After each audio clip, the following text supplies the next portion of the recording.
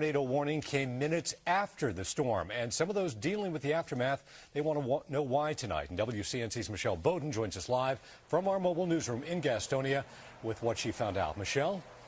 Well, this is where the tornado actually touched down first. It ripped this giant tree out of the ground. This car, it literally picked up off the ground, but it was another 15 minutes before the National Weather Service first issued that tornado warning. You gonna pull his neck?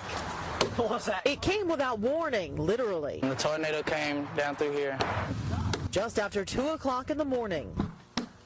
I slept through the whole thing. While it hopscotched over his house, picked up a car in his yard, and smashed trees around outside. We didn't even know about it, so it completely caught us off guard. Even his neighbor, who was up watching TV until late. I watch the weather and they calling for a tornado watch, so I don't think nothing of it, just for a watch. The National Weather Service didn't issue a warning until 2:25, even though their own communications show they spotted it on radar at 2:23 and had reports of damage from local officials a full 15 minutes before the warning at 2:10. Kind of wonder why it couldn't have been done earlier.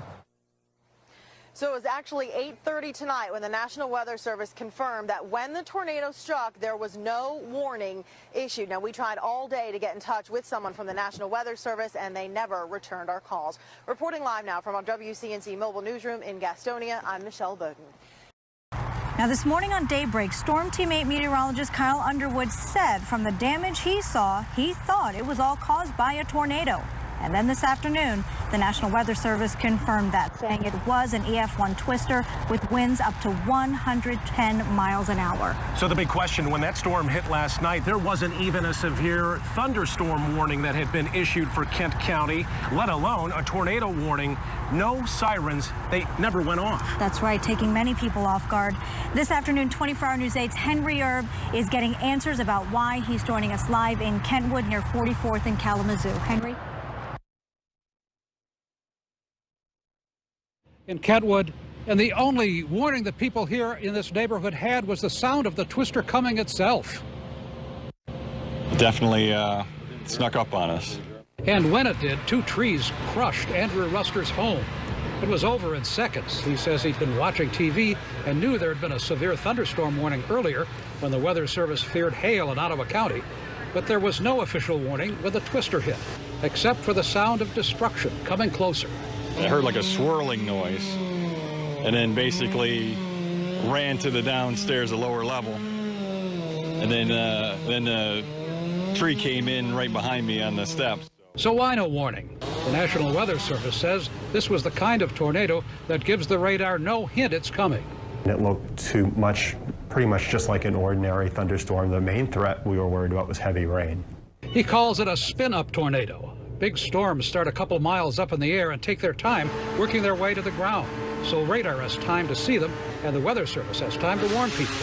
This kind starts on the ground suddenly without warning. He says the radar sweeps around every 4 minutes. This one appeared about a minute after the scan went by. The next volume scan comes in, and now you're halfway down the damage path before we even see the signature. And then it takes a couple of minutes to issue the warning.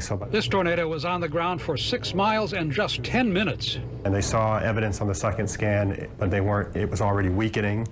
So they chose to go with a severe thunderstorm warning instead of a tornado warning. He says they're upgrading their radar this month. That will give them a couple of minutes edge on small, sudden spin-up twisters they don't have now. The one thing we do know is when it's the larger tornadoes the kind that do blow your house over, we're very, very successful at detecting those and detecting those with 10 to 15 minute lead times. So if they can't warn us about all small twisters, what should we do? Cobb says respect nature, and if any thunderstorm shows up, go inside and stay there. Live in Kentwood, Henry Erb, 24-hour News 8.